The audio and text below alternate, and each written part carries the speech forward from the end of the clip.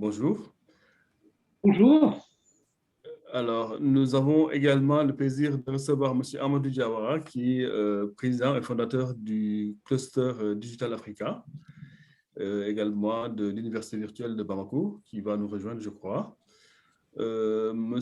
Kossi Amessinou, qui est conseiller à l'innovation auprès de la start-up Affaires Mobile Bénin, directeur de la région pour l'Afrique de l'Ouest ICT Foundation. Bonjour. Et je Bonjour, monsieur le modérateur. Bonjour, Kossi.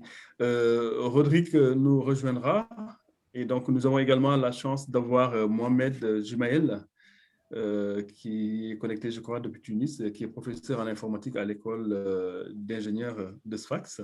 Bonjour. Bonjour.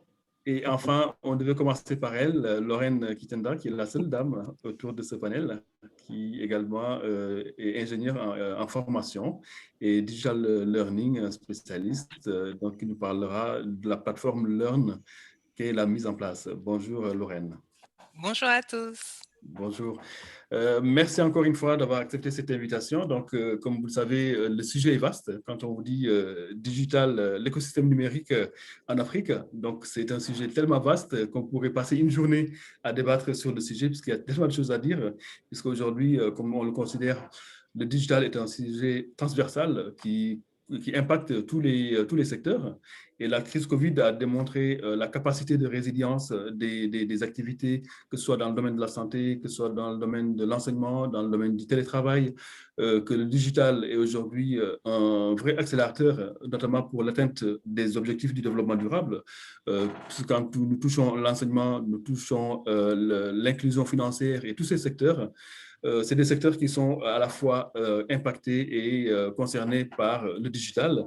Et donc, nous avons la chance d'en débattre aujourd'hui. Donc, je pense que pour circonscrire notre sujet, je pense qu'on le fera. Donc, on avait commencé à avoir quelques échanges avec quelques-uns parmi vous sur l'opportunité qu'offre le digital pour la formation. Donc, je pense que c'est un vaste sujet déjà qu'on pourra aborder très amplement à l'occasion de ce panel. Également sur l'écosystème de la recherche et de l'innovation. Comme vous le savez, nous ne pourrons plus enseigner comme nous le faisions avant. Donc, il y a un enseignement avant crise et enseignement post-crise.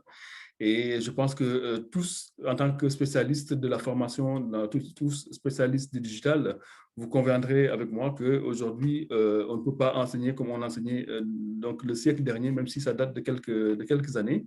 Donc, on traverse un nouveau siècle qui arrive. Donc, on est les témoins privilégiés de ce changement de paradigme qui va impacter pendant plusieurs siècles la façon d'enseigner, la façon de transmettre les connaissances. Donc, pour en parler, donc j'aimerais bien vous entendre chacun pour déjà pour introduire, nous dire quelle est la perception que vous avez sur l'opportunité que présente le digital dans la formation et dans l'innovation. Je commencerai par Lorraine, si vous voulez juste nous partager vos convictions sur quelle est aujourd'hui la place et l'opportunité que le digital pourrait apporter à l'écosystème de la formation.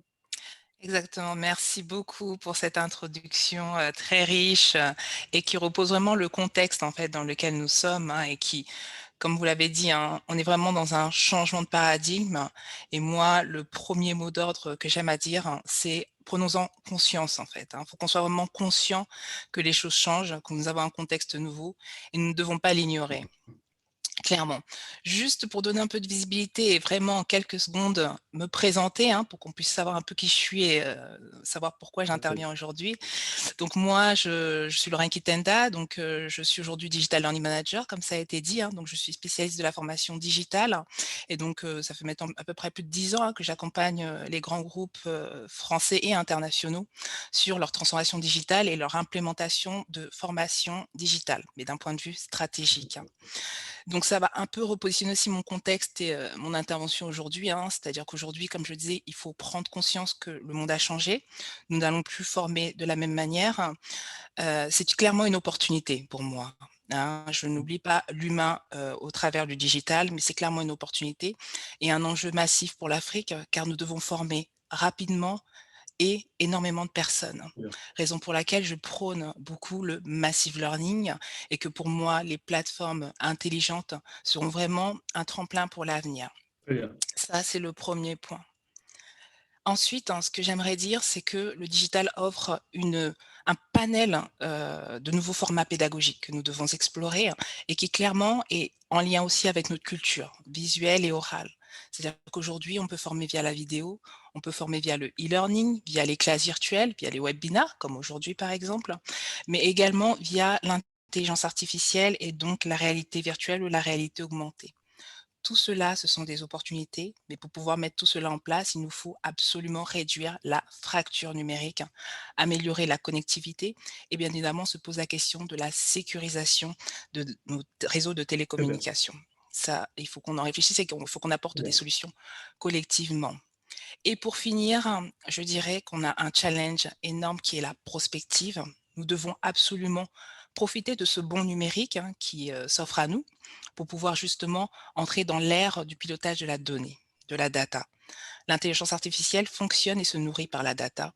Et donc, nous devons trouver les moyens de stocker la data pour qu'elle puisse servir la formation de demain, faire en sorte que la formation soit vraiment au plus près et, comme on dit, just in time, c'est-à-dire vraiment au bon moment pour le collaborateur, pour l'apprenant, pour qu'il puisse se former en fonction de ses besoins. Tout cela constitue clairement des opportunités et je crois que nous avons tous les moyens pour y répondre Très bien. convenablement. Merci. Voilà mon point de Merci vue. beaucoup, Lorraine, pour ce mot d'introduction. Je pense qu'on prêche pour des convaincus quand on dit quelles sont les opportunités du digital pour la formation. Vous l'avez bien expliqué en disant que c'est une réelle opportunité pour aller dans de nouveaux formats pédagogiques, aller vers de la massive learning pour pouvoir adresser un Exactement. maximum de personnes. L'infrastructure et la sécurisation des infrastructures, c'est très important. Avoir des accès à moindre coût. Donc, je pense que M. Bilal Jamoussi de l'Union internationale des télécommunications ne dira pas le contraire en tant que spécialiste et accompagne les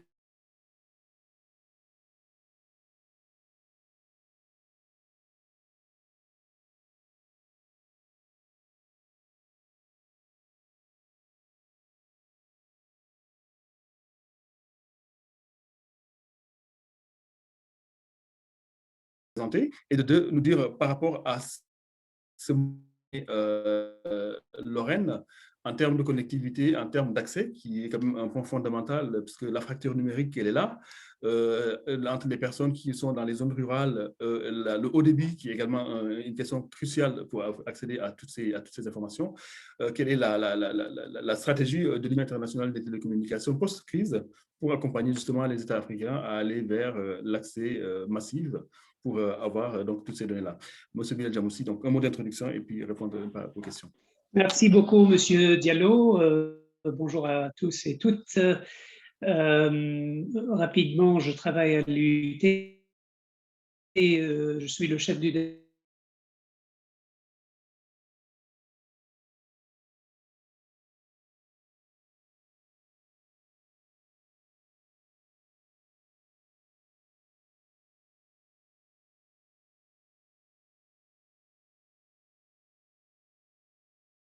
Nations Unies pour les technologies d'information et de communication et a pour mission trois secteurs, radiocommunication, normalisation et développement. Et moi, je travaille dans le secteur de normalisation. Pour ce que Lorraine a introduit, absolument, le Covid nous a appris que on peut travailler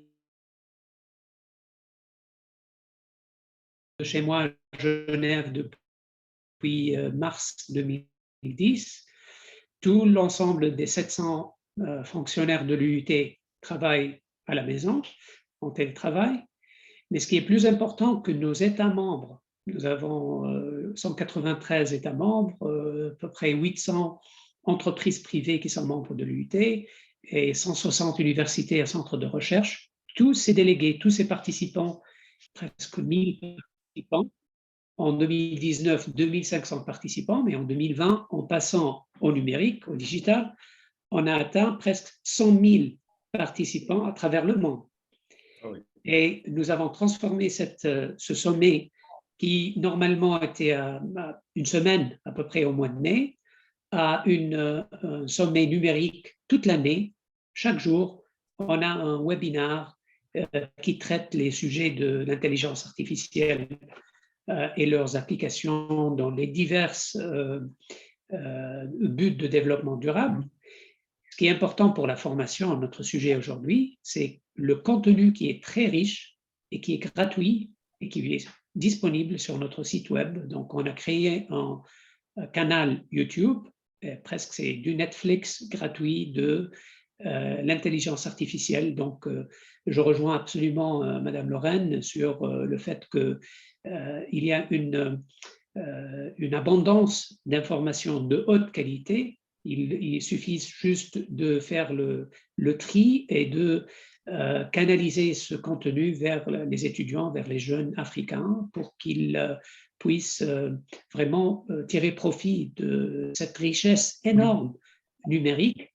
Et bien sûr, le premier pas devient l'importance de la connectivité et l'importance que l'UT met sur la connexion de tout le monde. Et surtout en Afrique, on a encore 700 millions de citoyens africains qui ne sont pas connectés. À travers le monde, 3,4 milliards de personnes qui ne sont pas connectées, presque 50% du monde n'est pas encore connecté. Et c'est pour ça, c'est la première priorité de l'UT de connecter le monde. Bien sûr, les normes internationales, etc., sont les outils pour cette connectivité, pour ces applications. Mais juste pour commencer, j'ai voulu accentuer ce que Mme Lorraine a dit du point de vue de la richesse du contenu qui est massivement sur le web et l'UT contribue à cette richesse de contenu. Merci beaucoup, Bilal Janoussi, pour ces éclairages et de partage de points de vue avec Lorraine par rapport à ce qui a été dit. Et donc, on a compris que la crise a été un accélérateur. Donc, la crise a permis d'accélérer un certain nombre de choses pour arriver aujourd'hui à une abondance de contenus qui sont aujourd'hui à la disposition des populations qui, on n'aurait pas pu rêver ça il y a 5 ans. Aujourd'hui, la crise a permis d'accélérer. Donc, dans chaque crise, il faut voir les opportunités que ça présente. Et je pense que ça l'est aujourd'hui grâce au digital et ce que ça apporte dans le domaine de l'enseignement. C'est vrai, on ne peut pas enseigner comme on le faisait auparavant. Donc, il faut complètement qu'on change de façon de faire. Dans cette façon de faire, aujourd'hui, vous disiez qu'il y a plus de 700 millions d'Africains qui ne sont pas connectés aujourd'hui et une personne sur 2 dans le monde qui ne le sont pas. Donc, pour arriver à cette inclusion de cette formation, il faut qu'on arrive à trouver des équilibres. Donc, pour cela, je vais me retourner vers M. Mohamed Jmaïl, qui est professeur, également spécialiste de la formation. Comment, en tant que chercheur, en tant que professeur, vous avez vécu ce changement au niveau de la Tunisie, qui quand même figure parmi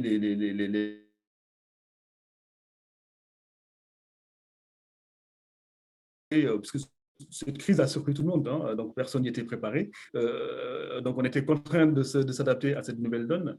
En tant que professeur et en tant qu'observateur, comment avez-vous vécu cela au niveau de la Tunisie? Merci pour l'invitation. Je commence par me présenter. Oui, c'est ça. Donc, je suis Mohamed Jmaïl, je suis professeur en informatique à l'École nationale d'ingénieurs de Sfax.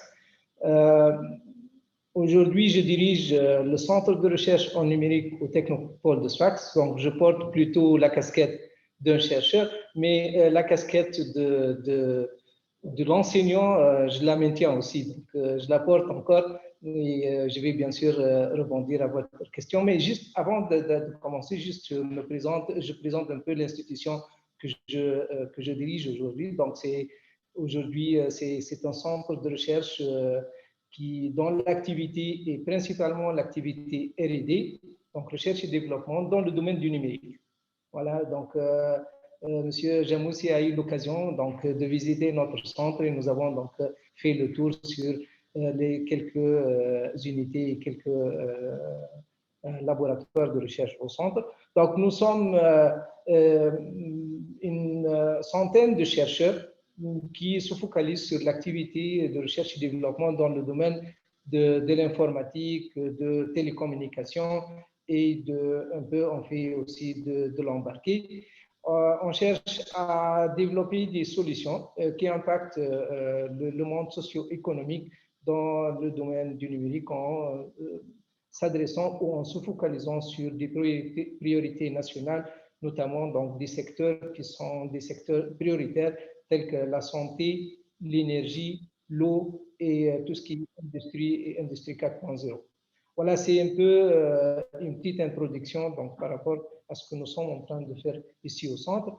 La chose qui est très importante, c'est qu'un dénominateur commun de toutes ces activités de recherche, c'est la data, c'est la collecte de data, c'est important. Donc la data n'est pas seulement aujourd'hui pour l'enseignement, mais aussi donc n'importe quel domaine aujourd'hui. Là, on est dans le monde de l'IoT, donc on collecte de la data à travers différents types de capteurs. Il y a des petits capteurs comme il y a des capteurs comme les caméras, etc., donc les radars, ainsi de suite, dans le domaine spatial aussi.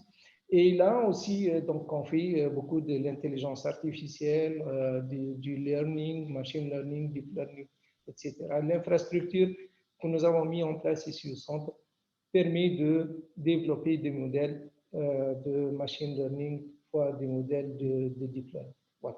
Alors, pour revenir à votre question, oui, la Tunisie, comme tous les pays en voie de développement, a bien sûr vécu donc, une petite crise, justement parce qu'on était surpris comme tout le monde. On était surpris l'année dernière, en mars 2020, par donc, l'arrivée de la pandémie Covid, et il a fallu, par de soucis de sécurité, d'aller dans un confinement total pendant 2 mois, voire 2 mois et demi. Et pendant cette période, bien sûr, l'université a cherché à maintenir la continuité des enseignements, des cours, etc. Alors, en Tunisie, je pense, hein, Bilal peut-être va le confirmer, c'est que nous n'avons pas un problème de couverture de réseau. Donc là, la Tunisie est quasiment couverte par le réseau, donc le fibre optique, la fibre optique, mais aussi par les réseaux 3G et 4G mis en place par les opérateurs de télécommunications, Tunisie Télécom principalement. La difficulté que nous avons rencontrée au début, c'était plutôt d'ordre organisationnel, parce que la plateforme d'enseignement à distance, la plateforme, nous avons en Tunisie une université virtuelle. Donc, depuis une dizaine d'années, la Tunisie a mis en place, a créé donc une université virtuelle qui assure donc, qui a une plateforme bien sûr Doodle qui offre un certain nombre de cours pour les étudiants de l'université. Donc, bien sûr, la plateforme, elle était prête. Ce qui n'était pas prêt, c'est le cadre organisationnel. C'est-à-dire qu'il a fallu très rapidement s'organiser et passer donc d'un mode d'enseignement à 100% présentiel, en présentiel, à un mode à 100% virtuel. Là, il y avait vraiment, on a eu des problèmes pour régler tout cela. Le deuxième problème que nous avons rencontré, c'est que, bien sûr, c'est plutôt, je dirais, le device ou le device final utilisé par l'étudiant. Donc, on a constaté qu'il y a au moins 20 à 30% d'étudiants tunisiens qui n'ont pas vraiment un ordinateur chez eux ou un ordinateur portable. Là, ça a posé un problème parce que l'étudiant, il n'a pas vraiment un moyen pour accéder à la plateforme. Ce n'est pas exigé, il y a plusieurs disciplines dans lesquelles on n'a pas besoin d'avoir un ordinateur chez soi ou un ordinateur portable, bien que c'est aujourd'hui, la majorité des jeunes ont donc le smartphone, mais il y avait beaucoup de réclamations, il y avait un très grand nombre de réclamations.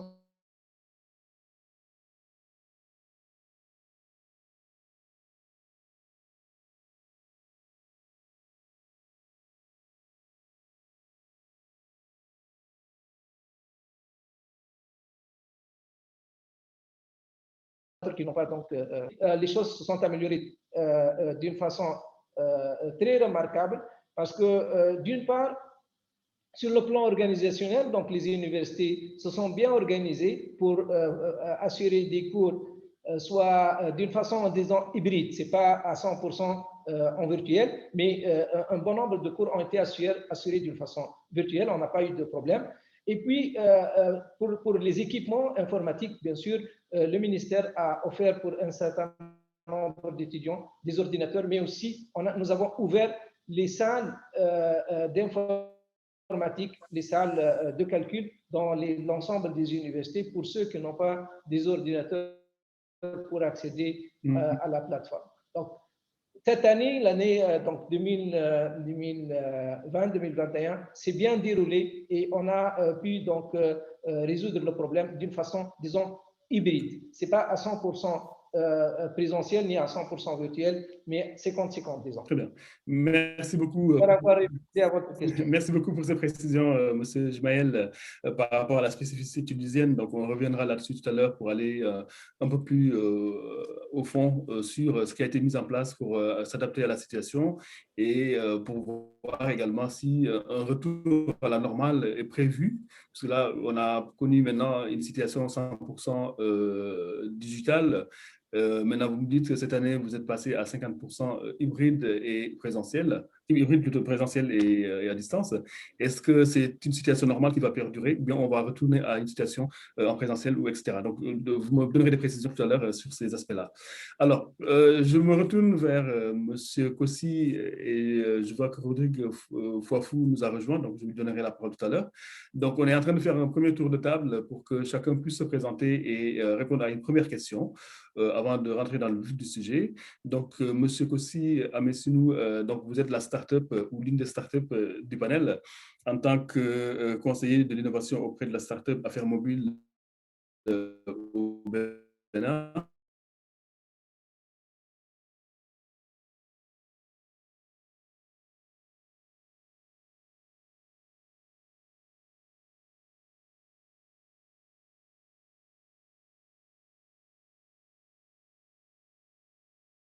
J'espère que vous me recevez bien.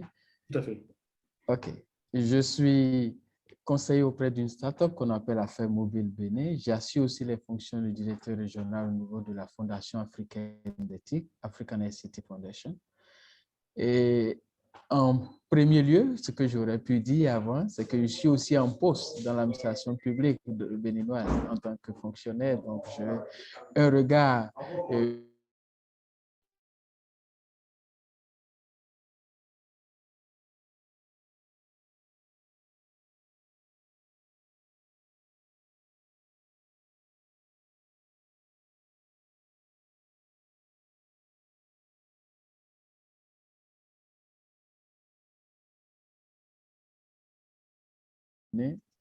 on aurait pu imaginer un instant que la COVID devrait être une opportunité d'affaires parce que cette start-up s'est focalisée sur les activités de e-commerce. Donc, a priori, les gens n'ayant que le réflexe de l'achat en ligne par ces temps de COVID pour éviter le contact, on devrait pouvoir y gagner suffisamment. Mais il y a des contraintes législatives, il y a des contraintes réglementaires au niveau de la région qui ne facilitent pas toujours pour les startups la mise à l'échelle en utilisant les outils d'innovation comme le SSD et qui est d'une façon ou d'une autre tenu par la corde par nos différents opérateurs GSM qui ont d'une façon ou d'une autre la main sur la marmite et qui vérifient qui doit mettre à qui on doit ouvrir la vanne pour utiliser telle ou telle technologie. Mais grosso modo, on va dire que le fait d'avoir eu l'opportunité de changer le mode de travail, de pouvoir offrir à de nouveaux clients des solutions qu'ils n'avaient pas avant et de faire en sorte que ceux qui étaient entièrement dans l'environnement physique, dans leur commerce, puissent revenir à nous pour obtenir des solutions d'appui en termes d'intermédiation. On a assuré l'intermédiation pour plusieurs sociétés qui étaient entièrement en train de faire de la vente physique pour qu'ils passent maintenant à la vente en ligne. Et cette intermédiation a bien entendu apporté des ressources à la start-up. C'est une opportunité qui est saisie. Mais l'environnement réglementaire a besoin d'être recalibré pour que les start-up puissent apporter vraiment de l'innovation sur ce terrain. La COVID-19, c'est aussi une opportunité pour nos administrations qui ont fait recours aux start-up pour pouvoir apporter des solutions aux usagers finaux. il n'était plus possible à un moment donné d'avoir accès à des ressources comme le casier judiciaire dans plusieurs de nos pays. Ce sont les startups qui ont assuré cette intermédiation-là au niveau des pays en offrant les plateformes spécifiques d'offres de services e-services au profit de la population, moyennant des rétributions de ressources qui sont bien entendu utiles pour le fonctionnement des startups. Voilà, en introduction, ce que je voudrais dire. Ouais. Très bien. Merci pour cette vision globale à la fois associative, réglementaire et start-up, qui est très importante, et également en tant que fonctionnaire de l'État, de nous avoir donné cette vision globale sur le marché béninois. Merci beaucoup, M. Kossi Amesinou, pour ce partage. Alors, pour finir ce tour de table, donc Rodrigue qui est venu au bon moment,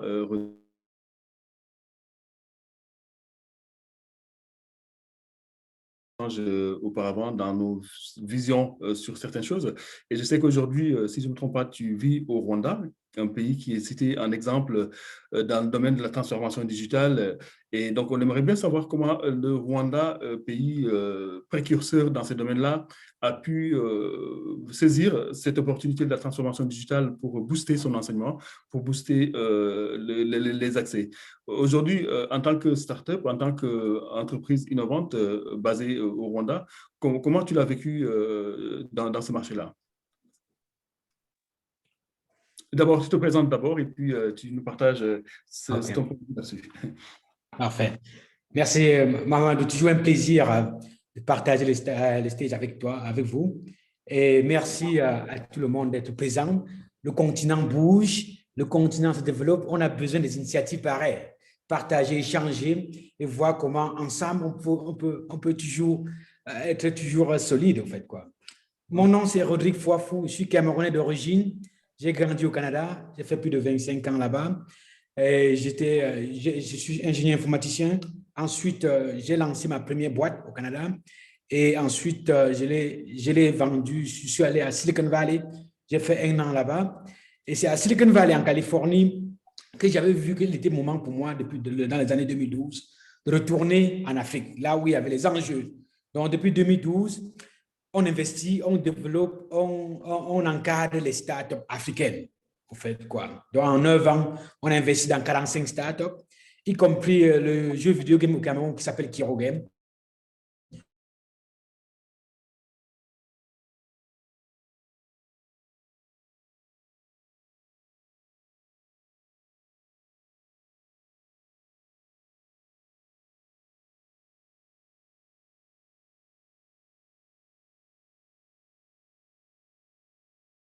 Surpris de voir un pays structuré, organisé, presque zéro corruption, qui sont en avance en termes de politique digitale. Ça m'a vendu, en fait. Comme ma deuxième journée ici, je me suis dit non, c'est ici que je vais installer ma base africaine, en fait, quoi. C'est fini le Canada. Donc, je suis retourné à Toronto pour revenir physiquement ici en mars dernier. Donc, depuis mars dernier, je suis établi ici. Et c'est là où j'ai lancé ma deuxième startup ici, là. En plein crise Covid, c'est pas évident. Exactement, juste quelques jours avant. Tout à fait. Et ce que j'ai appris ici, c'est que vous savez, l'environnement a un impact sur ce qu'on fait. Tant que l'environnement vous donne les outils, vous donne un cadre propice pour exceller, il n'y a aucune limite, en fait, quoi. L'avantage ici, c'est que le gouvernement comprend bien les enjeux et il comprend bien l'importance de cela et il met un cadre propice pour pouvoir vraiment attirer les étrangers comme nous ou bien empower la culture tech et numérique locale. Par exemple, j'étais l'un des membres du comité de Rwanda Startup Act, dont la première version est sortie en novembre dernier, où j'ai fait partie de l'équipe qui ont écrit la première version. En ayant Rwanda Startup Act, ça a permis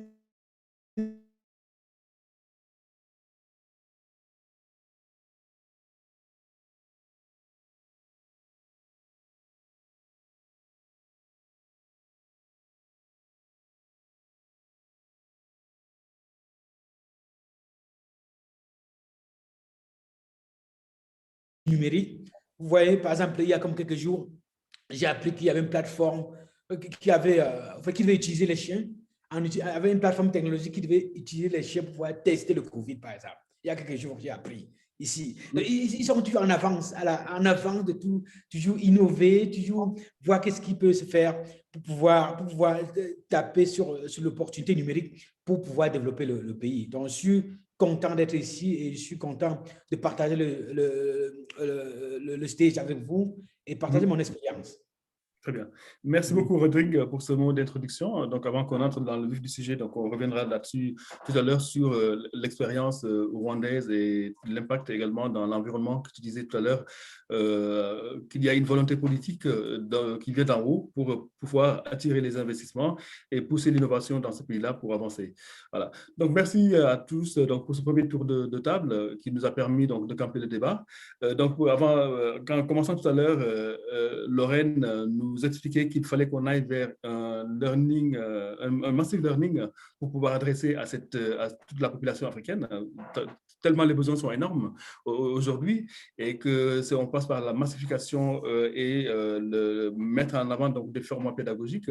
Donc, en tant que spécialiste, ces formats pédagogiques qui sont passés du mode présentiel à un mode digital, comment aujourd'hui arriver à se l'approprier pour que les pays puissent mettre en place des formats adaptés, des formats vraiment cohérents qui permettent aux étudiants, aux apprenants et aux professeurs de mieux communiquer. En tant que spécialiste, quelle préconisation faites-vous par rapport à ce format-là? Est-ce qu'il y a une spécificité africaine? Alors, je suis très, très heureuse d'entendre Rodrigue et de voir l'enthousiasme, en fait, qu'il y a dans les initiatives qui sont portées, et également de voir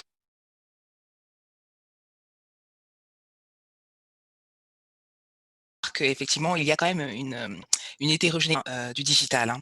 Et c'est peut-être là notre premier challenge. Hein.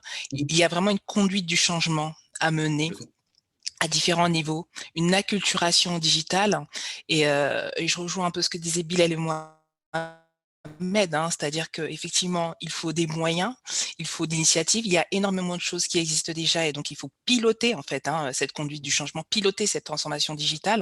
Donc ça, il faut s'équiper de moyens, de métriques qui nous permettent de le faire, mais également, je souligne ce que disait Rodrigue, c'est-à-dire que le contexte, l'environnement, il faut qu'on se crée un environnement, un mindset, et il faut du coup pouvoir imprégner nos formateurs, nos enseignants dans cette culture hybride de la formation de demain et de l'enseignement de demain, car aujourd'hui, on part clairement sur ce type d'axe, c'est-à-dire c'est l'hybridation de la relation et du service. Ça, il faut qu'on l'intègre pleinement pour pouvoir, on va dire, pleinement profiter de la transformation digitale et de ses opportunités, clairement. Donc demain, clairement, pour moi, le mot, c'est l'hybridation du service. Il faut clairement qu'on l'ait en tête. Le digital seul ne suffit pas, mais il faut clairement que le digital soit au service de l'humain. Et pour cela, il nous faut clairement intégrer cette culture de l'hybridation du service. Donc, on ne peut pas revenir au format d'avant, comme on l'a enseigné dans le XXe siècle. Pour moi, le progrès, il est devant. Donc, on va laisser ce qui est derrière dans le passé, clairement. Et oui, effectivement, le Covid nous a un peu bousculé, mais on allait y arriver de toute façon, car le progrès, il est devant. Maintenant, ce qu'il faut, c'est s'équiper et se construire ce mindset qui nous permettra de clairement investir les moyens qu'il faut. Le passé, c'est le passé. Pour moi, clairement, le Covid a été, alors avec beaucoup de regrets, parce que cela a causé énormément de peine et dans plusieurs familles, ça, je ne minimise pas la souffrance que cela a engendré, mais clairement, c'est une opportunité pour demain, et voilà, profitons de cette vague pour nous bâtir cet esprit de conquête, cet esprit d'amélioration continue dans toutes les productions, et comme je vous disais, clairement, ayons en tête l'hybridation du service. Très bien. L'hybridation du service, c'est vers là qu'on va interroger Bilal Jamoussi.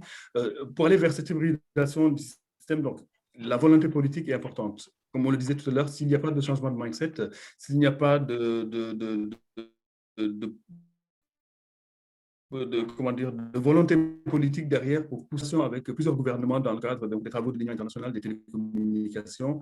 Comment percevez-vous cette volonté politique pour aller vers ces formats hybrides, pour travailler en bonne intelligence entre ce qu'on faisait avant et ce qu'on va faire Oui, merci pour la question. En fait, le Covid a accéléré énormément la digitalisation des pays, la connectivité des pays, surtout les pays en développement, qui avaient des programmes, des stratégies nationales mais l'implémentation n'était pas rapide.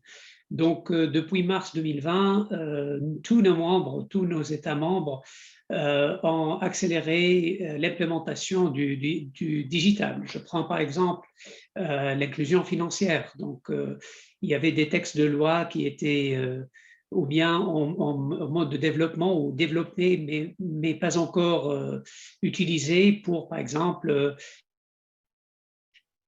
l'identifiant numérique du citoyen. C'est un élément de base pour parler d'une inclusion financière. Comme exemple, il y avait beaucoup de textes de loi qui sont nécessaires pour cette intersection entre le secteur de télécom et le secteur financier, donc lorsqu'on parle d'inclusion financière, qui donne l'environnement réglementaire pour que les startups et les opérateurs peuvent développer des services financiers numériques. Tout cela a été mis en œuvre très rapidement parce que les pays n'avaient pas d'autres moyens. Lorsque le pays a besoin d'envoyer des assistances sociales, des centaines de dinars ou de dollars par mois pour les familles qui en ont besoin pour subsister, le seul moyen était la transmission numérique à travers le téléphone mobile. Et on a vu en Tunisie, comme partout dans le monde, une accélération de l'utilisation de l'identifiant numérique digital, le transfert d'argent à travers le téléphone mobile.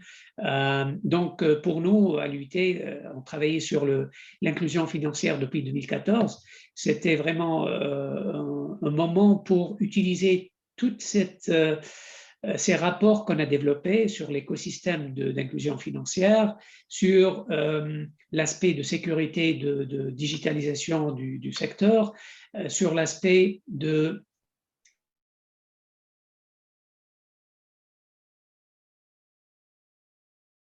site web de l'UIT en PDF, et on a vu une explosion dans l'utilisation et les interactions avec les États membres qui avaient besoin d'accompagnement par l'UIT pour accélérer leur inclusion financière. J'ai pris ça comme exemple, mais on peut répliquer la même réponse pour le secteur de santé. Maintenant, on utilise des applications comme IVAX, etc., pour la vaccination et l'inscription en ligne. On peut dire la même chose pour le secteur de transport, pour mieux gérer le secteur de transport en utilisant le numérique. Donc, cette accélération le Covid avait le côté positif de mettre l'accent sur l'importance du réseau, la connectivité, et l'importance de la plateforme digitale pour développer ces services. Je suis très ravi d'avoir Rodrigue avec nous qui a partagé son expérience du Canada retour vers l'Afrique et cette énergie de jeunes entrepreneurs qui est essentielle. Si on voit l'ensemble des pays, comment ils ont répondu au Covid, il y a certainement l'État qui joue un rôle, mais les startups qui ont joué un rôle primordial. L'exemple en Tunisie, par exemple, les petits robots qui ont été utilisés dans les hôpitaux pour gérer pour éliminer l'interaction d'humains, les robots qui ont été utilisés pour gérer le confinement pour que les gens restent chez eux, et des startups en fait qui ont fait ça, mais cette collaboration entre le secteur public, le secteur privé et les universitaires qui ont tellement de recherches et de rapports qui étaient prêts, la société civile a joué un rôle très important. Donc, je pense que c'est peut-être la même chose qui a été un peu partout en Afrique, cette accélération de public, privé, société civile et surtout les startups. J'ai vu tout à l'heure une autre présentation des G20 qui parlait des milliards de dollars qui sont maintenant dans le numérique et que les entreprises classiques sont en train de perdre de l'argent. Par contre, les startups dans le numérique sont en train de gagner beaucoup plus d'argent. Donc, pour l'Afrique, c'est vraiment une opportunité. Le Covid a été en même temps très tragique, mais a été une opportunité pour relancer et accélérer le numérique dans le continent. Tout à fait. Pour information, pour rejoindre ce que vous disiez, M. Djammoussi, à l'occasion de cette crise Covid, nous avons fait une cartographie des initiatives qui ont été lancées par les startups, la société civile en Afrique. On était agréablement surpris de voir la capacité d'innovation de ces jeunes, de ces personnes qui se sont proposées de façon spontanée. Donc, ils n'ont pas attendu qu'on fasse un appel à eux. Donc, c'était spontané. Je pense que c'est ce qu'on appelle l'innovation par la contrainte. Ils n'avaient pas le choix. Ils étaient obligés d'apporter leur expertise au profit de la société pour répondre à certains aspects. Et quand on voyait des innovations qui se faisaient par WhatsApp, donc des innovations que chacun pouvait disposer, donc des choses qui pouvaient traduire en langue locale pour servir les médicaments des gens qui étaient à distance. Et c'était des gens qui n'avaient pas, qu'on ne regardait pas comme avant. Et je pense qu'on était agréablement surpris d'avoir fait cette cartographie des innovations en Afrique. Et c'est quelque chose, c'est un mouvement inéluctable. Vous le disiez tout à l'heure, en termes d'investissement direct, on a vu la baisse des investissements dans l'économie traditionnelle. Pendant ce temps-là, dans le domaine de l'innovation, on a connu une progression énorme dans les pays africains notamment, sauf que voilà, peut-être c'est à répartir entre certains aspects, puisque ces innovations, ces investissements massifs vont plus dans les pays anglophones comme l'Afrique du Sud, le Kenya, l'Égypte, et une part vraiment moins importante pour les pays francophones. Et donc là, je pense qu'il y a un travail à faire, et le Rwanda, effectivement, il y a un travail à faire à ce niveau-là pour nos pays francophones pour justement booster l'innovation. Je passe la parole à M. Mohamed Jmaël. Donc, le mot a été lâché tout à l'heure, c'est l'hybridation. Donc, l'hybridation est quelque chose de devenu incontournable et on va vraiment s'installer dans la durée vers cette hybridation. On l'a dit, la crise Covid était une opportunité. Il nous a permis d'avoir 5 ans d'avance par rapport à l'acculturation au digital. Donc, si on était resté 5 ans dans une vie, c'est énorme. Donc, 5 ans d'acculturation au digital grâce à cette crise Covid. Dans le domaine de l'enseignement, Monsieur Jmaël, comment vivez-vous cette hybridation? Est-ce que c'est quelque chose d'inéluctable qui va s'imposer dans la durée? Le micro. Oui, je me rends compte. Justement, je pense aujourd'hui, moi, je parle du contexte tunisien au moins, parce que je connais donc le contexte. A priori, donc, ce système hybride a allégé en quelque sorte les amphis et les classes. Donc là aussi, il a permis de rapprocher davantage l'enseignant de son étudiant. Donc, je pense que l'expérience en tant que telle, elle est extrêmement intéressante.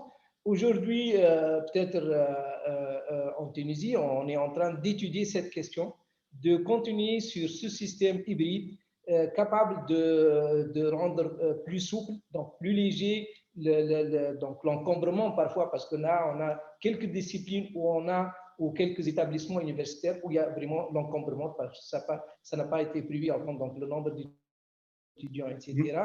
Donc, c'est un moyen. On l'a même essayé dans les écoles, donc dans les lycées secondaires, et ça a bien marché. Aujourd'hui, il y a aussi, c'était avant, mais on revient à une télévision aujourd'hui éducative, c'est-à-dire une chaîne télévisée qui est dédiée à l'enseignement. Donc, il n'y a pas d'interaction, oui, mais il y a un professeur qui est devant la caméra qui est en train d'expliquer une leçon en mathématiques, en physique, en sciences naturelles, etc. Et ça, justement, on est revenu à cette technique qui était avant, peut-être Bilal se rappelle un peu de ça, mais on était cette année dans l'obligation parce que vraiment on a voulu sauver l'année, particulièrement pour les bacheliers. Donc là, vous savez, le bac, c'est le concours national le plus important en Tunisie, donc il faut que l'étudiant ou l'élève lycéen soit bien préparé. Donc, à l'université, alors la réponse, à mon avis, ça sera oui, je pense, mais ça nécessite une organisation bien faite. Et puis, bien sûr, l'ensemble des outils doivent être mis à la disposition de tous les étudiants sans exception. Parce que là aussi, il y a un écart parfois entre, en termes d'équipement informatique chez les étudiants. Donc, c'est un point justement à prendre en considération. Mais je pense que c'est le système hybride, c'est un système qui a montré son efficacité et je pense qu'il va résoudre un certain nombre de problèmes qui existent aujourd'hui dans notre université. Donc voilà, je pense que c'est oui. Donc, mais ça nécessite bien sûr un certain nombre, ça nécessite une démarche organisationnelle, mais aussi une démarche, un ensemble de décisions relatives à l'équipement des étudiants, par exemple. Une dernière question qui me taraude, parce que j'entends des étudiants le dire aujourd'hui, ils disent que ces diplômes de 2020 et 2021 seront au rabais par rapport aux autres, où les gens étaient en présentiel, où ils pouvaient vraiment étudier, voir le professeur, être évalués humainement. C'était beaucoup plus comment dire, valorisant d'avoir ce diplôme-là que d'être diplômé en 2020 et 2021. Est-ce que vous partagez cet avis?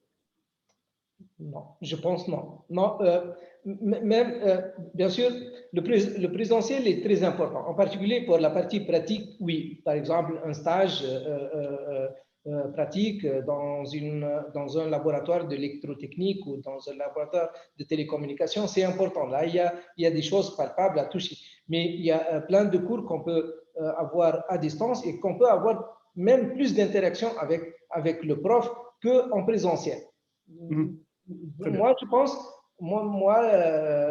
je suis en train de suivre ce qui se passe en Europe, par exemple, particulièrement en Allemagne, où les cours sont donnés pour les universités à 100% en présentiel. Il y a difficulté de faire des choses. Ça passe très bien pour plusieurs cours, mais en mathématiques, en physique, par exemple, des cours en sciences. Mais pour la partie pratique, je pense, oui, donc là, le présentiel, il est indispensable.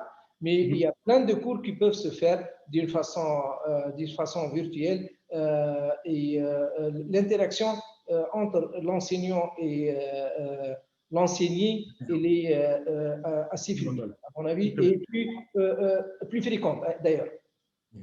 Et pour accompagner ce mouvement, je vois même des étudiants, parce que j'ai un neveu qui passe un master, ils s'organisent en mettant en place des groupes WhatsApp pour pouvoir échanger, pour mieux comprendre certaines choses, des choses voilà. Peut-être que pour ma génération, on était loin de penser à ça. Il fallait attendre une semaine pour revoir le prof, lui poser des questions, alors qu'eux, c'est instantané, ils peuvent avoir la réponse tout de suite. Et c'était cette interaction entre étudiants du même groupe et un professeur, je pense que c'est quelque chose de formidable.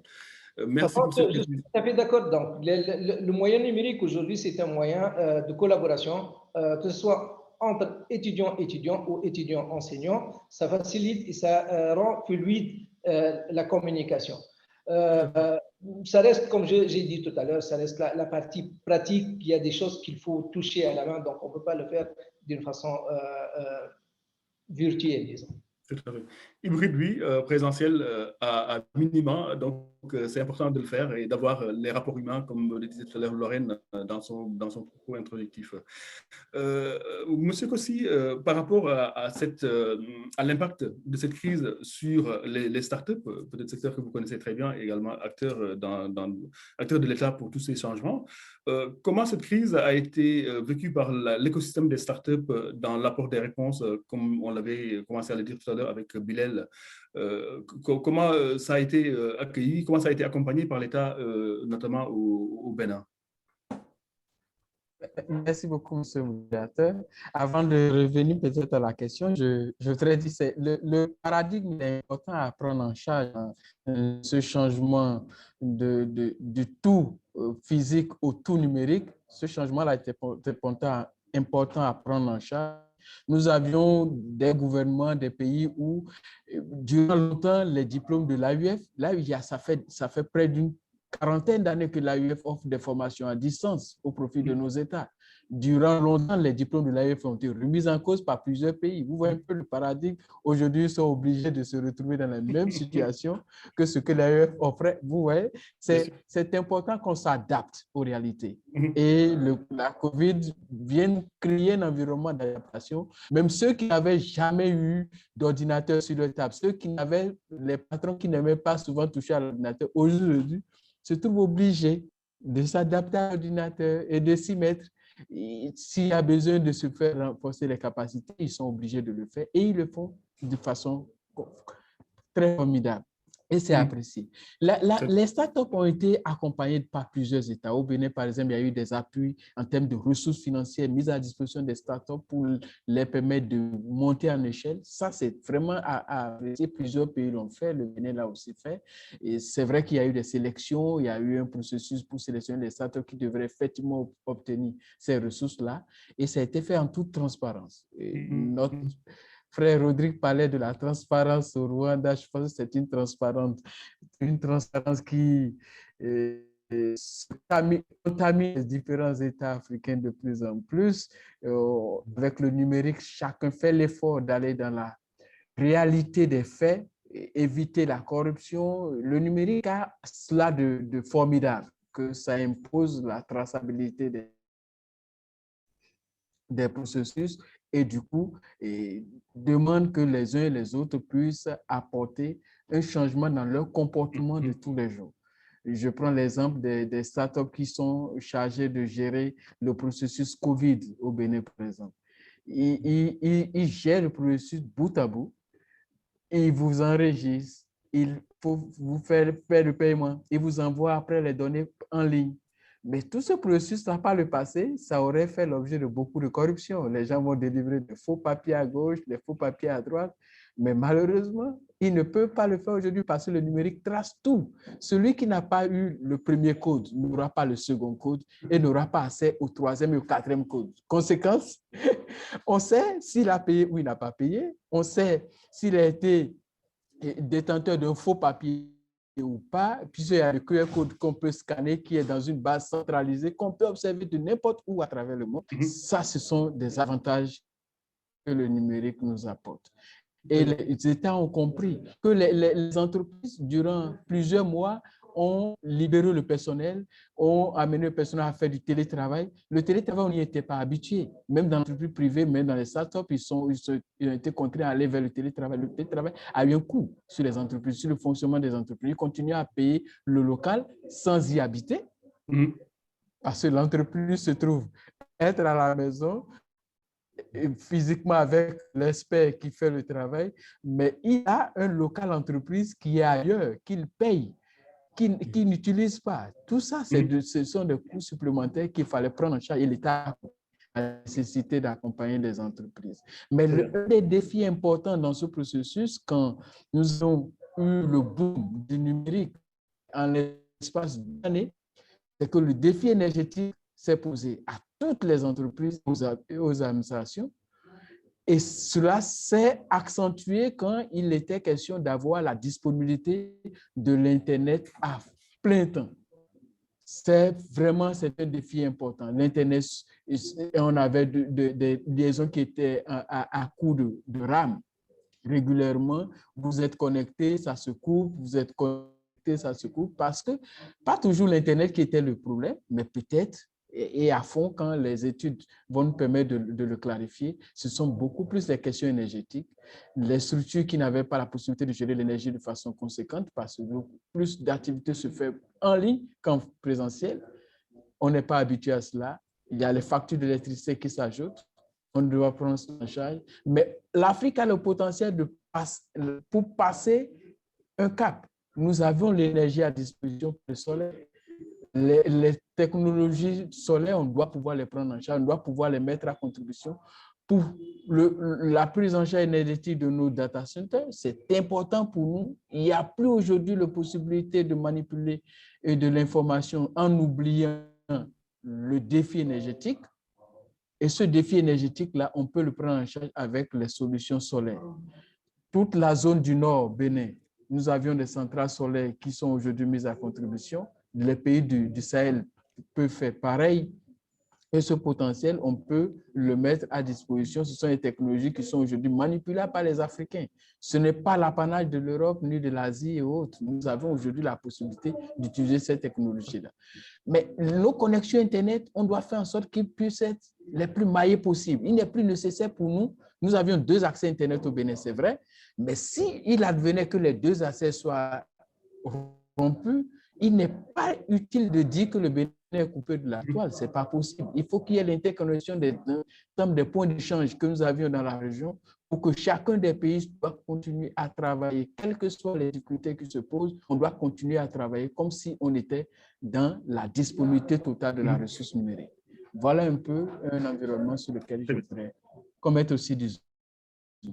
Merci beaucoup, M. Kossi, pour ces précisions. Et j'insiste encore sur la vision des personnalités qui dirigent ces institutions. Donc, j'ai eu l'occasion de recevoir Mme Aurélie Adamsoulé Zoumarou, qui est la ministre du numérique du Bénin. Je connais également Paolo Ingabire du Rwanda, qui est une femme. Mme Ursula Ekoufoul du Ghana, ou encore Sina Lawson du Togo. Ils ont toute la particularité des femmes et des femmes qui portent le sujet avec beaucoup de passion et qui sont vraiment des vecteurs de changement. Donc là, c'est quelque chose qui mérite d'être souligné. Et je ne sais pas si on a eu des hommes à la place, ça allait être le même cas ou pas. Donc là, c'était juste une petite parenthèse. Alors, Rodrigue, toi également qui évolue dans l'écosystème de la transformation digitale et des startups, comment ta startup aujourd'hui vit la crise? Parce que tu disais tout à l'heure, tu es arrivé en pleine pandémie. En pleine crise, donc dans un pays qui connaît, pour ceux qui connaissent le Rwanda, le mot résilience. Donc, c'est un pays qui est résilient bien avant la crise, qui connaît ce que c'est. Comment ta startup a vécu son développement ou son implantation sur le marché africain pendant cette période de crise? OK. Merci, mon frère. Oui, donc, vous savez, après avoir sillonné l'écosystème tech africain plus de 8 ans maintenant, du nord au sud, et aussi de l'est à l'ouest, surtout dans l'Afrique subsaharienne, quand j'ai décidé de venir ici au Rwanda, à cause de l'environnement, et la question qui me posait, c'est que, au-delà d'investir dans les startups, qu'est-ce que je peux faire autre à côté, en fait, quoi, étant physiquement ici? Et je me suis rendu compte que pendant notre parcours, il manquait pour moi, d'après mon expérience, une structure panafricaine capable de pouvoir former, appeler tous ces jeunes passionnés, innovateurs à travers le continent, non seulement les former, mais aussi les donner des outils et des projets concrets, réels, à développer, à pratiquer leurs skills. Et aussi, comme vous le savez, post-Covid, le outsourcing qui vient de l'Occident en Afrique va prendre l'ampleur. Je me suis dit, il manque alors une structure capable dans le futur de répondre à cette demande grandissante dans le futur. Et bien d'autres multiples raisons. Donc, c'est la raison pour laquelle j'ai lancé ma structure qui s'appelle WESI. En camerounais, mon langage, ça veut dire c'est la chose de Dieu. Ça vient du ciel, en fait, quoi. C'est une structure panafricaine qu'on développe, on traîne, on développe les talents africains pour prendre sur les projets technologiques et digitaux. Donc, j'ai lancé ici au Rwanda. La création était vraiment facile. Je l'ai fait en ligne. En ligne, j'ai créé l'entreprise. Le lendemain, je suis allé à la banque ouvrir mon compte de banque. Donc, en d'autres termes, moins de 24 heures, j'étais déjà opérationnel et tout, quoi. Et les premiers services qu'on offrait dès le départ, c'est les services de développement numérique, du développement des sites web, des applications, de digital marketing et bien d'autres, quoi. Et éventuellement, à cause de Covid, on n'a pas eu l'impact, étant donné que justement ça répondait à cette demande grandissante. Donc, il n'y a pas eu de baisse en termes d'opportunités des clients et tout. Et aujourd'hui, on a servi plus de 100 clients et 70% de ces clients viennent de l'Occident, des États-Unis, du Canada et de l'Europe et tout. Et 30% viennent de l'Afrique. Y compris, donc ici, on a servi des clients locaux ici au Rwanda, au Cameroun, et l'équipe se grandit. On est une quinzaine ici au Rwanda, 7 en Côte d'Ivoire, 7 au Cameroun et 5 en Mozambique, 2 au Canada et 2 aux États-Unis, et on se développe de plus en plus, quoi. Et l'idée, c'est vraiment de former cette génération de talents africains, non seulement de montrer comment développer un projet tech et digital avec les standards de qualité, aussi ou même qu'une personne à Londres, à Paris et à Washington. Pourquoi c'est possible? C'est bien possible. Si on donne les outils aux talents africains, si on l'encadre, si on donne ce qu'il a besoin, il peut aussi, dans le futur, délivrer aussi la bonne qualité. Et j'aimerais avoir une expérience des clients comme celui, par exemple, Adélia, que tu connais bien, Mamadou, à Londres. On a développé la plateforme web, digitale, tous les réseaux sociaux, on a fait tout. Et le CEO était tellement surpris qu'il m'a appelé pour m'assurer que est-ce que c'était en Afrique? Est-ce que c'est les talents de l'Afrique qui ont développé la plateforme? Donc, je l'ai confirmé, en fait. Quoi. Ça, c'est le genre d'exemple qu'il faut pouvoir montrer pour changer la narrative que quoi, le talent africain peut aussi délivrer la qualité. Il y a encore, c'est pourtant possible, en fait. Quoi, tu vois, un peu. Donc, c'est un peu ça l'idée. Et aussi, tellement on croit que finalement, je suis en train de pouvoir close un fundraise de $100,000 US juste à mes amis proches pour 2,5 millions de dollars de valuation pour étendre dans d'autres espaces africains et aussi engager les meilleurs talents dans plusieurs pays africains, en fait, quoi, que j'ai besoin pour pouvoir former la nouvelle génération future. Merci beaucoup, Rodrigue, pour ces précisions et ces perspectives de développement. Une question qui m'est parvenue, parce que là, c'est un point de débat très passionnant. Donc, une question qui m'est parvenue sur notamment le risque avec le e-learning et de creuser le fossé entre ceux qui ont les moyens de suivre en ligne et ceux qui ne l'ont pas. Est-ce que vous partagez cet avis que pose un internaute par rapport à ce qui a été dit? La question est à qui veut la prendre? Aussi? Oui, merci beaucoup. Je confirme. Moi, mes cours que j'ai donnés cette année à l'université, il y a plusieurs de mes étudiants qui se retrouvaient en bas pour suivre les cours. À un moment donné, je me posais la question, mais j'entendais des bruits. Quand le cours en ligne, j'entendais des bruits d'arrière-plan. Je dis, mais pourquoi est-ce qu'il y a du bruit derrière vous? Et c'est après que ils sont assis derrière. C'est parce qu'il y a des problèmes de moyens. Il y a des familles qui n'ont pas la possibilité de mettre à la disposition de leurs enfants un ordinateur pour suivre les cours aujourd'hui. Il y a des familles qui n'ont pas la possibilité de mettre à la disposition de leurs enfants des smartphones de dernière génération pour suivre les cours, puisqu'il y a certaines pratiques qu'il faut faire. Il ne peut pas le faire aussi avec les téléphones, il faut forcément l'ordinateur. Tout ça, c'est un défi que les États ont commencé à comprendre. Il est envisagé dans le courant d'année scolaire en cours que certains pays, moi j'ai la chance d'être au niveau régional aussi avec la Fondation africaine, on voit certains pays qui prennent déjà l'engagement de mettre à disposition des étudiants des smartphones d'un certain niveau de qualité et des ordinateurs portables à coût abordable. Coût abordable, c'est une expression à prendre avec beaucoup de pincettes parce que pour certains, le coût abordable veut dire une ressource qui est mise à disposition gratuitement. Abordable, en fait, c'est pour ne pas dire 0 francs. Ils utilisent ce vocable-là parce que c'est une ressource publique qui paye l'argent et qu'on met à disposition de l'étudiant. Ce n'est pas cadeau, on n'a pas ramassé l'équipement que peut distribuer aux étudiants. C'est l'argent public qu'on prend pour payer l'équipement et qu'on met à la disposition des meilleurs étudiants de nos écoles. On mérite les désavantages. Ils n'ont pas eu la chance d'avoir une famille qui leur permet d'avoir un ordinateur. Ce serait la catastrophe. Que nos premiers ne deviennent pas les derniers parce que le numérique a été intégré dans le processus de l'apprentissage. Très bien. Merci beaucoup, Kossi, pour cette précision. Par rapport à ce qui fait la spécificité de l'Afrique, c'est le mobile. On l'a dit tantôt, donc en termes de pénétration mobile et de smartphone, c'est quelque chose qu'il faudra tenir compte.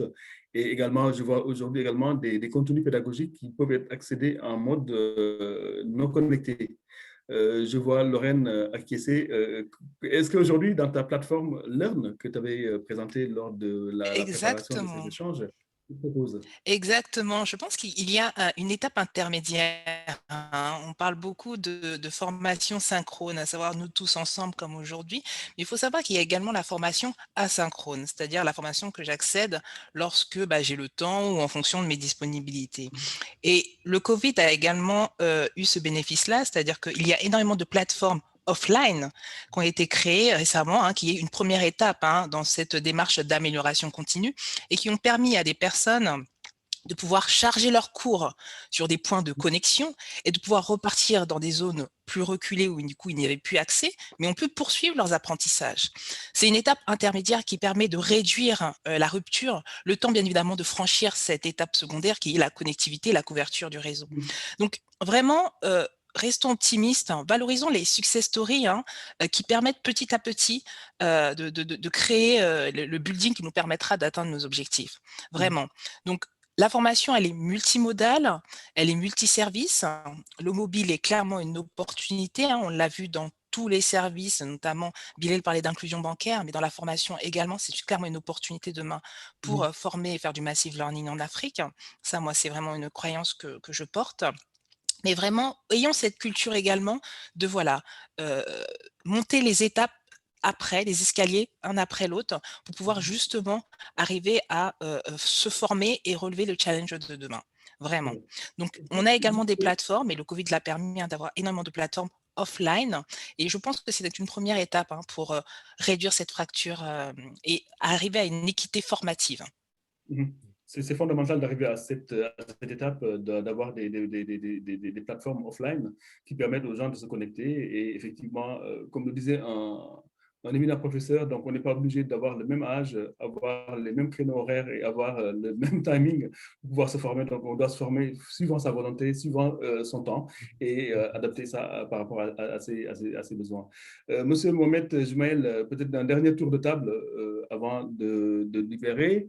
Je pense que si on doit retenir quelque chose par rapport à cette plateforme, donc on a parlé tout à l'heure d'aller vers un format hybride à l'avenir, en termes de prospective, en termes d'adaptabilité du système tunisien, est-ce qu'aujourd'hui les atouts sont du côté de la Tunisie? Également, il y a une question qui nous taraude, c'est la concurrence des mastodontes internationaux. Parce qu'aujourd'hui, les universités africaines ou les institutions africaines ne sont pas bien préparées à aller vers cela. Est-ce qu'on ne va pas avoir une concurrence venue d'ailleurs et qui viendrait concurrencer le contenu pédagogique de nos universitaires ou de nos chercheurs? Le micro. Oui. Alors, prenons donc la première partie de la question. Je pense aujourd'hui, la Tunisie elle est prête donc, de s'engager dans un système hybride. Donc, la plateforme ou les plateformes mises en place par l'université virtuelle de la Tunisie, et ce sont des plateformes qui sont aujourd'hui bien développées, particulièrement. Donc, l'accélération après Covid a permis d'engager un grand nombre d'enseignants-chercheurs à mettre en place leur cours. Bien sûr, lorsqu'on dit un cours, donc les cours avec toutes les parties, travaux dirigés, travaux pratiques, suivi d'étudiants, etc. C'est bien d'avoir accès à des plateformes asynchrone, c'est une richesse, je considère que c'est une richesse, ça améliore la compétitivité, la qualité, c'est certain, mais pour un enseignement dans un établissement, donc un enseignement régulier dans un établissement, on doit passer obligatoirement par une plateforme dédiée à un cycle de formation en particulier, parce que là, on a différentes parties des cours, on a des travaux dirigés, des exercices à faire, on a besoin de l'interaction entre l'apprenant et l'apprenant. Donc là, je pense on ne peut pas exclure l'une ou l'autre. Certainement, le deuxième, ça enrichit la connaissance. De toute manière, aujourd'hui, l'Internet et donc les plateformes existantes d'enseignement ou qui exposent un certain nombre de formations ne peuvent être que des plateformes enrichissantes. Chose qu'on voit aujourd'hui, ce sont les plateformes, par exemple, de certification. Là, nos étudiants, bien qu'ils sont dans un programme régulier, donc des universités, mais aussi ils ont cette opportunité d'aller sur des plateformes pour avoir des certifications Cisco, IBM, Nvidia, etc., etc.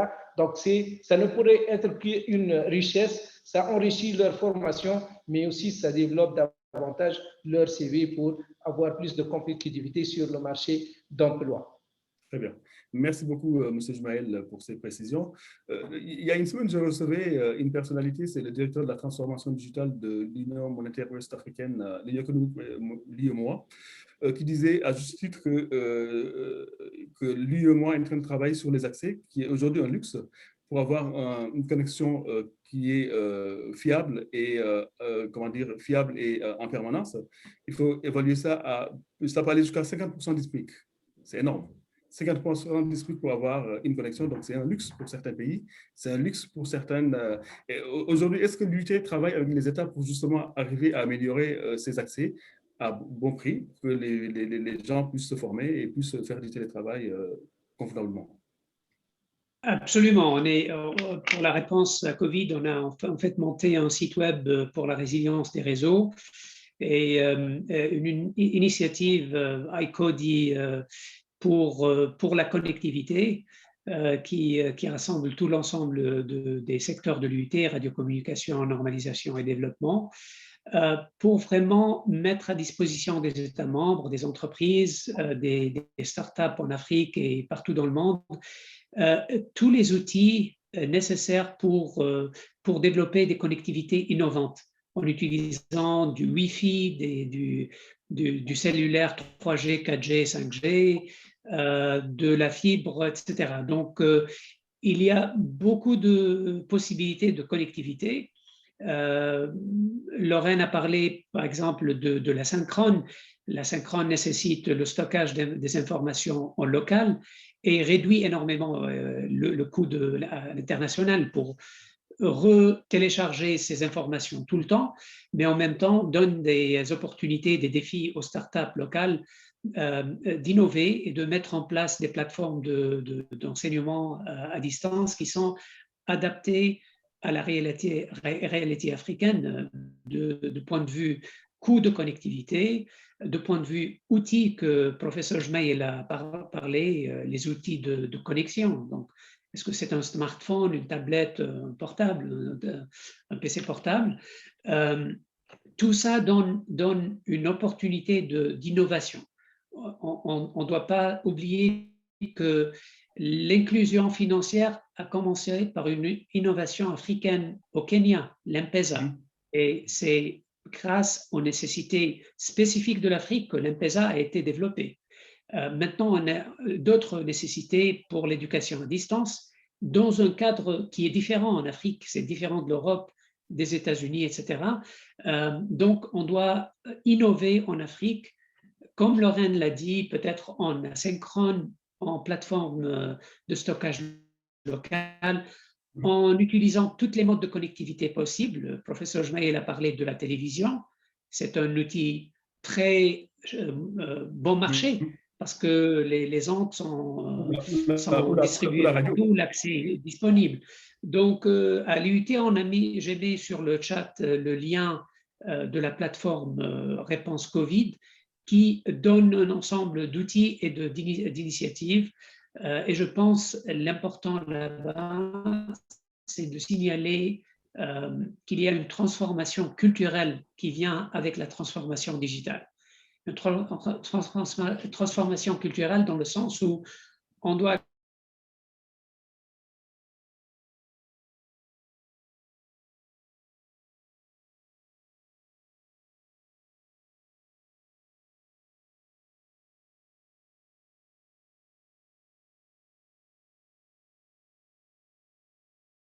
sont stockés sur le site web de l'université et ils sont en train de suivre les cours asynchrones.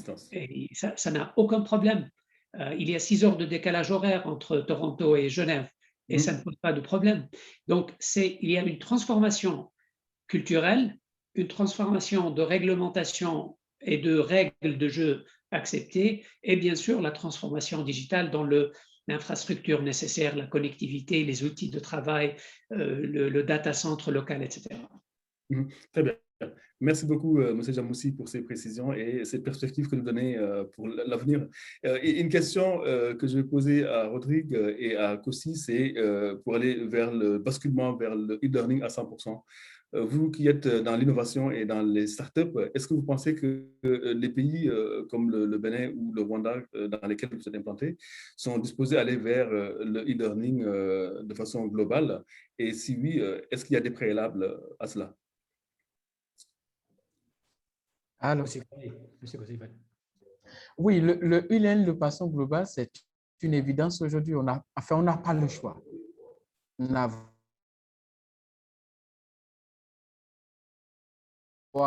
à prendre en charge tout le monde. Il y avait des déperditions liées au fait que tout le monde n'a pas accès à la salle. Il y a des gens qui étaient dehors pour suivre les cours. L'Internet et le e-learning vient régler déjà cet aspect. C'est un premier élément de régler. Il y a une équipe nationale qui a été mise en place sous la coordination de Madame la ministre pour gérer tout ce qui est lié à l'enseignement à distance au niveau de nos universités au Bénin. C'est une expérience formidable. On évalue au fur et à mesure avec les enseignants les difficultés de formation, de renforcement des capacités dont ils ont besoin pour faire leur cours au mieux.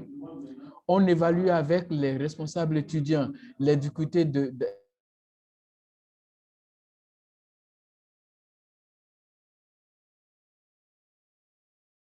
celui de l'apprenant. Et l'un des problèmes que les apprenants ont, c'est la disponibilité de l'Internet pour avoir accès aux ressources. Aujourd'hui au Bénin, dans le processus de e-learning qui a été mis en place, tous les étudiants dans l'université n'ont pas, ou pour ceux qui ont leur numéro identifié sur la plateforme d'enregistrement, n'ont pas besoin d'avoir de la data chez eux pour accéder aux ressources liées aux formations données à l'université d'Abomey-Calavi. Ils ont comme de la free basic disponible pour avoir accès aux ressources. C'est formidable, c'est extrêmement formidable. Mais un défi qui doit aussi être pris en compte dans ce processus-là, c'est qu'aujourd'hui, nos établissements de formation supérieure n'ont plus un challenge africain ou un challenge pays. On a un challenge mondial. On est en concurrence avec l'université qui est aux États-Unis, on est en concurrence avec l'université qui est en France. Les gens seront au Bénin et vont choisir de se faire former en France que de se faire former au Bénin. Donc, on doit en tenir compte dans la qualité de l'enseignement que nous offrons et dans l'interaction que nous offrons à nos étudiants que les autres n'ont pas aujourd'hui et comme processus d'apprentissage. Nous avons l'avantage d'être une société de communication, d'oralité. Nous devons mettre cela à profit dans l'enseignement que nous offrons à nos étudiants. Ce qui ferait la spécificité africaine. Merci beaucoup aussi pour ces précisions. Rodrigue, tu peux rajouter quelque chose? Oui, je pense que ça, c'est là où on s'en va, mais aussi pour pouvoir adopter le futur, il faut d'abord connaître là où on vient, et là où on est et où est-ce qu'on s'en va. Vous savez, c'est encore une culture qui est nouvelle pour nous. C'est un processus. Donc, il ne faut pas qu'on brusque les choses.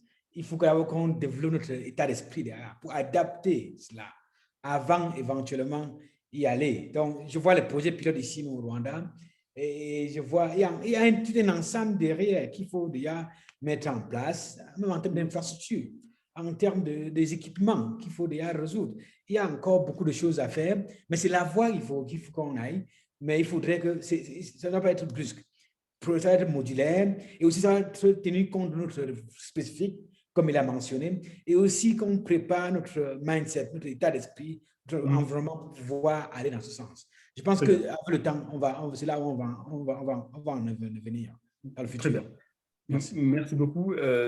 Pour conclure, je laisse la parole à Lorraine, juste peut-être un mot de précision pour nous dire quels sont les marchés sur lesquels elle intervient, parce que ça nous paraît un peu mature par rapport à ce qu'elle fait aujourd'hui.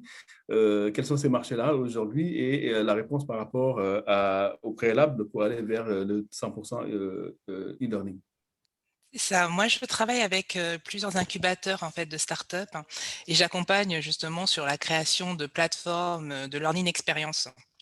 À savoir des plateformes qui effectivement permettent de gérer un apprentissage de bout en bout, à savoir le pilotage administratif de la formation, le déploiement de ressources pédagogiques, mais également tout ce qui est évaluation également de la formation.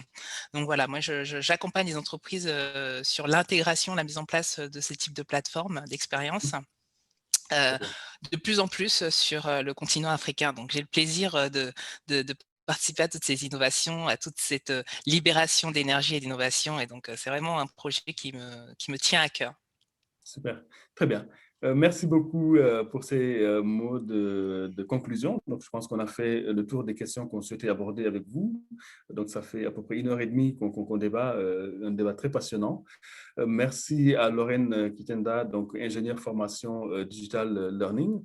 Merci à Amesunu Kossi, qui est conseiller à l'innovation auprès de la start-up Affaires Mobiles au Bénin, directeur régional pour l'Afrique de l'Ouest et de l'Afrique centrale, je pense de l'ICT Foundation, qui nous a donné une vision globale à la fois de start-up, d'associations et d'agences gouvernementales également.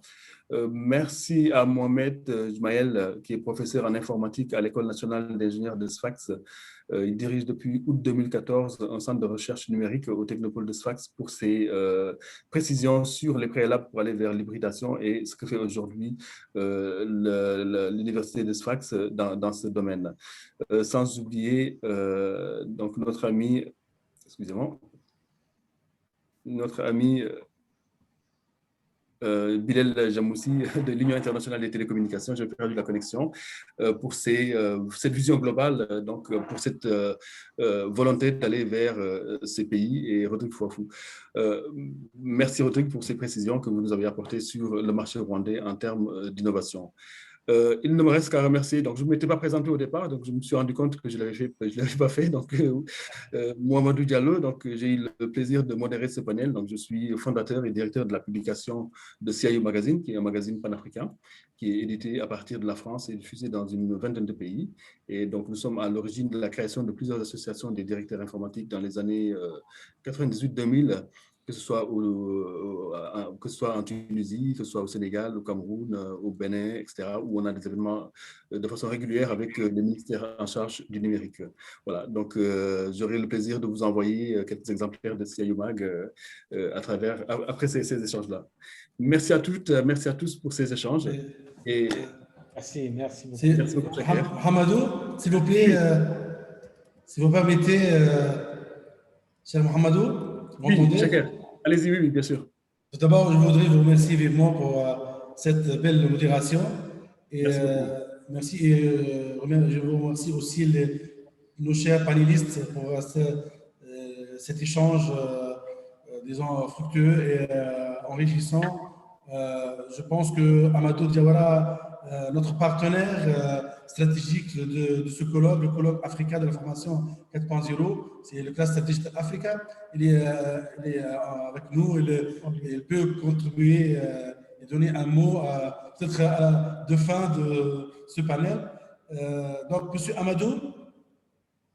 Oui, chacun. Comment tu vas? Très bien. Et heureusement que Amadou a la chance de nous rejoindre à la fin de ce panel. Bienvenue Amadou, notre cher partenaire. Comme déjà dit au début, le Cluster Digital Africa, c'est une plateforme pour fédérer les acteurs numériques en Afrique, qui est notre partenaire de l'ITAN. L'ITAN, c'est l'IT Africa Research Network. Il y a aussi une plateforme de réseautage et d'innovation dans le domaine de l'université. Vous avez la parole, cher Amadou. Merci. Je voudrais présenter mes excuses parce que je vois mon grand frère qui est à l'écran et ça me met une pression supplémentaire et je lui salue au passage Mamadou Diallo. Mais j'avais été appelé en urgence par le ministre qui voulait que je passe le voir parce que vous savez qu'on vient d'avoir un nouveau gouvernement chez nous. Malheureusement, ça change tous les 2 jours. On a le record mondial du gouvernement en ce moment. Donc, j'étais parti là-bas et je voulais vraiment m'excuser, mais c'est là où aussi c'est intéressant, c'est important pour nous d'avoir des personnes comme Chaker, mais comme Mamadou Diallo et toutes ces personnalités aujourd'hui qui se donnent à cœur pour le digital en Afrique. Je voudrais remercier tous les participants et aussi les conférenciers qui ont accepté de nous accompagner lors du colloque qui, depuis 3 jours, on est en train de le faire. Et Chaker, je crois que tu as bien introduit Aïtun et puis le CDA. Et c'est de dire que nous souhaiterons que nos grands frères et tous ces experts qui font un excellent travail, comme CIOMAG aujourd'hui, qui donnent cette lumière du digital africain, aujourd'hui on se renseigne tous, on s'informe tous à travers ce qu'ils font, et de continuer à le faire, de continuer à faire comprendre que l'Afrique a un rôle à jouer dans l'ordre mondial aujourd'hui, et ça c'est le digital qui peut le permettre, c'est le numérique et c'est la formation, et nous avons une place à prendre, et nous devons la prendre, et nous la prendrons que par le digital et par la formation aujourd'hui, et nous devons nous adapter aux nouveaux métiers. Nous devons comprendre qu'aujourd'hui, de nouveaux métiers sont là, et ces métiers-là, nous avons le devoir de les transmettre aujourd'hui à la nouvelle génération, aux plus jeunes que nous, à nos enfants, pour pouvoir développer notre continent.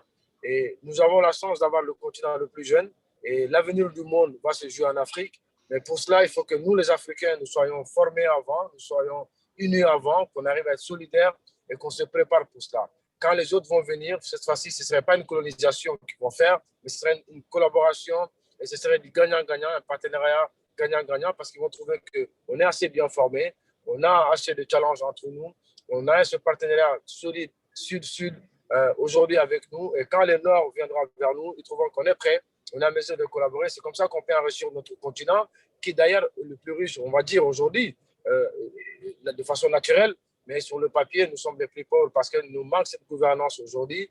Et je rappelle que si Omar en parle tous les jours, parce que je la sens l'avoir sur l'écran, et tous les jours, on parle des outils qui sont développés dans le digital pour faciliter la bonne gouvernance. Et tant qu'il n'y a pas de bonne gouvernance, tant qu'il n'y a pas de stabilité dans nos pays, et nous n'allons pas pouvoir se positionner comme on le souhaite et prendre la place qu'il nous faut aujourd'hui. Donc, il faut cette formation, il faut ce transfert de compétences, il faut la digitalisation aujourd'hui. Et les médias ont un rôle important à jouer. On les remercie pour cela, le fait de relayer l'information, d'organiser des colloques, d'organiser des forums. Et c'est important aujourd'hui de le faire pour qu'on puisse partager. Et nous, c'est pourquoi avec le cluster Digital Africa, dont la plupart d'entre vous aujourd'hui, vous avez accepté de nous faire confiance, de me faire confiance, de venir suivre l'aventure pour animer, pour donner des visions claires, pour donner aussi de votre temps libre, de votre savoir intellectuel pour qu'on puisse travailler sur nos pistes de réflexion pour le continent. Et je vous remercie tous et je suis désolé de ne pas pouvoir participer, mais je ne pouvais pas refuser d'aller répondre à l'appel qui m'a été fait. Et c'est toujours dans le cadre du digital au Mali, c'est toujours dans le cadre du continent africain que nous, on est là, qu'on va travailler toujours. Que Dieu vous préserve et que Dieu nous bénisse et qu'il protège notre continent et qu'on ait plus de stabilité, plus de sécurité. Et ce matin, j'ai été appelé par le représentant de l'UNESCO qui était très heureux d'avoir participé. D'ailleurs, il demande s'il peut envoyer des informations complémentaires. Je dis bien sûr, je me ferai un plaisir de le transmettre à chacun. Nous avons été appelés par l'UNICEF, par la Banque mondiale et tous ont suivi ça avec intérêt. Et ils trouvent que c'est important, qu'il faut le faire, que c'est surtout le fait de pouvoir faire entre nos pays des activités et que ça soit en simultané. Et c'est ça qui prouve aujourd'hui qu'on est soudés, mais qu'il y a aussi des avancées. Donc, merci à Mahamadou d'avoir accepté de nous accompagner. Merci à tous les conférenciers et merci à chacun. Et merci aussi à la ministre aussi, Olfa aussi, qui a accepté de venir avec nous sur cette conférence. On la remercie infiniment du temps qu'elle a eu aujourd'hui à nous consacrer. Donc, par l'occasion, on remercie le gouvernement tunisien à travers la ministre de l'Enseignement supérieur et la CSAT qui nous a accompagnés. On remercie tous ceux qui ont suivi de près ou de loin. En tout cas, merci à tout le monde et que Dieu vous préserve. Donc, avec mes excuses encore. Merci, cher ami. Peut-être pour finir, je pense qu'en Afrique, on a les talents, on a les compétences. Il faut passer au projet concret. Bien sûr. Bien sûr. Merci. Merci. Je voulais un mot de témoignage par rapport à ce que vient de dire Amadou Diawara, que je suis depuis très longtemps, qui fait un travail formidable à travers le réseau qu'il a mis en place, un groupe WhatsApp qui est très dynamique, avec des personnalités qu'on mettrait du temps à... Je ne sais pas comment il a fait pour mobiliser tout ce monde, mais c'est un travail extraordinaire qu'il est en train de faire pour mettre les gens en réseau, des gens vraiment influents, des gens importants qui donnent leur temps pour échanger via cette plateforme. Également, je salue l'initiative qu'il a mis de mettre en place un réseau social africain à partir du Mali, un réseau panafricain et vraiment que j'encourage à utiliser, qui est un outil formidable. Et je pense que ce type d'initiative participe à l'éclosion du digital sur notre continent. Merci, cher Amadou, pour tout le travail que tu fais. Merci, grand frère. Merci infiniment. Merci de ce que tu fais. Très bien. Voilà. Donc, merci, Shakira, encore une fois, pour ce panel. C'est toujours un plaisir de collaborer avec vous. Merci. Je profite de l'antenne que je vais solliciter le grand frère pour un forum qu'on est en train de préparer d'investisseurs européens au Mali. Mais je t'enverrai, Mamadou, les informations, on y travaille dessus et chacun va être membre de la commission. C'est un grand forum qu'on est en train de préparer pour les investisseurs européens, dont j'ai la chance d'être membre du club, du Conseil des investisseurs européens au Mali, qu'on appelle le CIEM, dont je suis président membre de la commission formation éthique. Et je leur ai proposé qu'on organise un forum où Siomag, mais aussi Mamadou, qu'on va avoir comme partenaire clé sur cet événement-là. Le cluster va travailler avec le président du CIEM, qui est aussi vice-président du cluster Digital Africa, Georges Poultier. On a échangé avec la CACI France, avec Kassem aussi, qui est un de nos vice-présidents, et Bossalek Bali. Donc, quand je leur ai parlé de Mamadou, de Siomag, ils sont tous OK. Donc, j'attends que les autres nous valident un peu pour que vous transmettent les informations grand frère. Et bien sûr, avec chacun, on va vous fatiguer une fois de plus, mais on ne peut pas se permettre de parler de l'Afrique aujourd'hui, du digital sans vous. Et malheureusement, c'est vos talents. C'est pour la bonne cause. On est ensemble, comme on dit en Afrique. On est ensemble. Merci, Rodrigue. Merci à tout le monde. Merci Lorraine, merci Mohamed Jmaïl, Koussi aussi de Bénin. À très bientôt. Et comme déjà dit, pour finir, il faut passer maintenant au projet concret pour le bien de notre Afrique. Merci beaucoup. Chacun, je voulais faire un petit coucou quand même à Lorraine et puis à Rodrigue aussi, nos ambassadeurs. Voilà, je voulais les remercier d'être disponibles pour le cluster. Et c'est ça, le cluster, comme le grand frère Mamadou l'a dit, on essaie de réunir tout le monde qui arrive. Mais un petit coucou aussi à Messinou, aussi, qui est de Siomag, qui a couvert toutes les activités du cluster du Sahel africain depuis le lancement jusqu'à aujourd'hui. Donc, grand merci à tout le monde, grand merci à Siomag, à ses journalistes et à tout le monde. En tout cas, merci. Dieu vous bénisse. Merci, au revoir. On est ensemble, mes chers amis. Bye bye. On est ensemble. Merci, au revoir. Au revoir. Okay, merci Sibilel. Ok. Avec plaisir. Merci beaucoup Sibilel. C'est Mohamed Jmaïl aussi. À très bientôt. À bientôt. Au revoir. Merci, c'est Mohamed. Merci beaucoup. Merci beaucoup. À très bientôt. Au revoir à tous.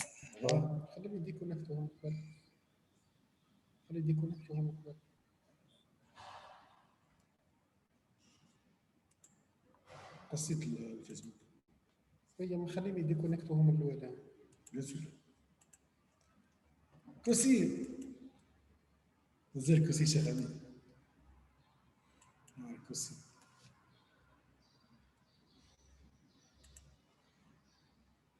كوسي un ami